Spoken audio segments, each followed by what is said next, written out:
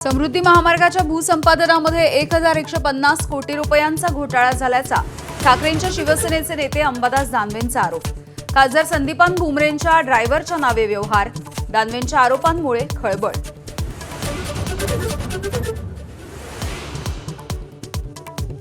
धान उत्पादकांच्या बोनसवरून सुधीर मुनगंटीवार कमालीचे आक्रमक, सरकारला धरलं धारेवर, मंत्री महोदय अभ्यास न करता उत्तर देत असल्याचा हल्लाबोल।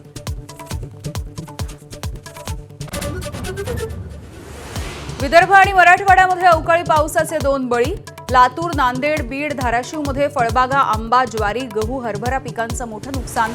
मुख्यमंत्र्यांसोबत चर्चा करून पंचनाम्याचे आदेश देऊ, बावनकुळेंचं स्पष्टीकरण।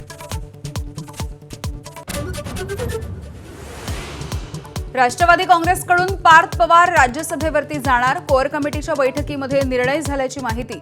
16 मार्चला होणार राज्यसभेची निवडणूक।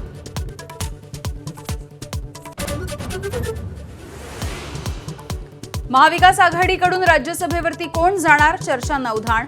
शरद पवारांनी राज्यसभेवरती जावं अशी सर्वांची इच्छा। प्रदेशाध्यक्ष शशिकांत शिंदेंचं वक्तव्य।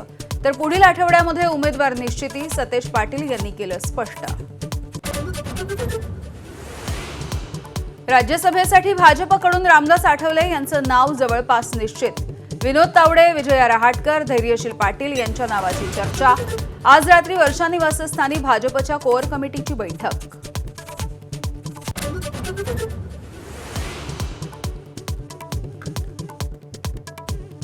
भाजपच्या 12 उपाध्यक्ष, 6 सरचिटणीस, 12 चिटणीसांसह युवा मोर्चाच्या अध्यक्षांची घोषणा। केशव उपाध्ये, पडळकर, अर्चना पाटील चाकूरकर, सुजय विखे उपाध्यक्षपदी, तर नवनाथ बन यांच्याकडे मुख्य प्रवक्तेपद।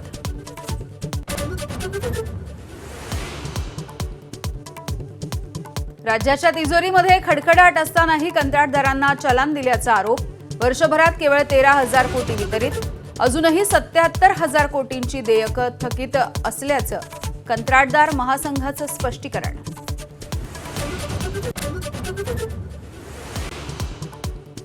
बनावट जन्मदाखला प्रकरणाचा पाठपुरावा करण्यासाठी किरीट सोमय्यांनी घेतली मालेगाव अप्पर जिल्हाधिकारी आणि अप्पर अधीक्षकांची भेट। तर मालेगाव महानगरपालिकेच्या प्रवेशद्वारावर महापौर आणि उपमहापौरांचं आंदोलन।